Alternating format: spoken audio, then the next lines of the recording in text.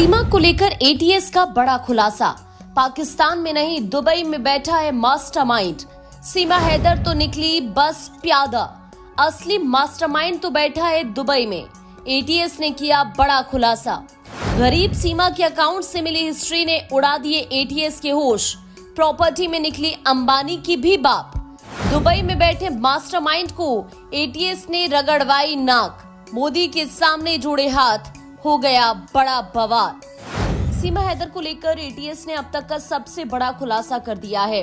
अब तक केवल कयास लगाए जा रहे थे कि सीमा पाकिस्तान द्वारा भेजी हुई मानव बॉम्ब है, लेकिन उसका ताल्लुक केवल पाकिस्तान से नहीं, दुबई से भी है। सोचिए जरा कि सीमा अगर अपने पति से नफरत करती है और सचिन से शादी करना चाहती थी, तो अपने पति जो कि दुबई में रहता है उससे तलाक क्यों नहीं लिया? कैसे लेती? आखिर उसका पति ही इस गेम का मास्टरमाइंड है। एटीएस ने बड़ा खुलासा करते हुए बताया कि सीमा के प्यार की शादी के बाद भी सचिन सीमा के बीच पति पत्नी वाले रिश्ते नहीं हैं। सीमा तो बस प्यादा है। शतरंज का असली खेल तो कोई और ही खेल रहा है। गुलाम हैदर के कहने पर ही सीमा ने सचिन से प्यार का ढोंग रचा था। दुबई में सीमा को भारत भेजने का प्लान बनाया गया और उसका पति गुलाम हैदर दुबई से ही उसकी मदद करता रहा। एटीएस की टीम नेपाल से लेकर दुबई तक छानबीन कर रही थी। तभी एक ऐसा सुराग हाथ लगा जिसने केस का पासा ही पलट दिया। एक लेटर जारी करते हुए एटीएस ने सचिन, सीमा और गुलाम हैदर की पूरी कुंडली लिख डाली है। एटीएस ने पूरा काला चिट्ठा खोल दिया है। वो कब, कहां, कैसे, क्या प्लानिंग कर रहे थे, यहाँ तक कि सीमा के खाते में कितना पैसा आया, 12 लाख वाली जमीन बेचने का सच क्या है। सीमा के सारे पत्ते खुल चुके हैं। सीमा खुद को गरीब बताती थी, पर एटीएस के मुताबिक वो गरीब नहीं है। मीडिया में गरीब होने का नाटक किया, लोगों की सहानुभूति बटोरी। सीमा ने कहा था जमीन उसके पति ने खरीदी थी, जबकि एटीएस का दावा है कि जमीन खुद सीमा ने साल 2022 में ही खरीदी थी। सीमा के मुताबिक हैदर उसको पैसे नहीं देता था, लेकिन जब एटीएस ने सीमा के अकाउंट की हिस्ट्री निकाली तो सबके होश उड़ गए। अब जानिए वो सच जो सीमा अभी तक सबसे छिपा कर रख रही थी। सीमा हैदर का पति गुलाम हैदर साल 2019 में काम करने के लिए सऊदी अरब गया हुआ था, जो सीमा हैदर को घर खर्चा चलाने के लिए 70 से 80 हजार भेजता था, जिसमें से मकान का किराया, बच्चों की स्कूल फीस, घर के खाने के खर्चे के बाद 25,000 महीने की बचत करती थी।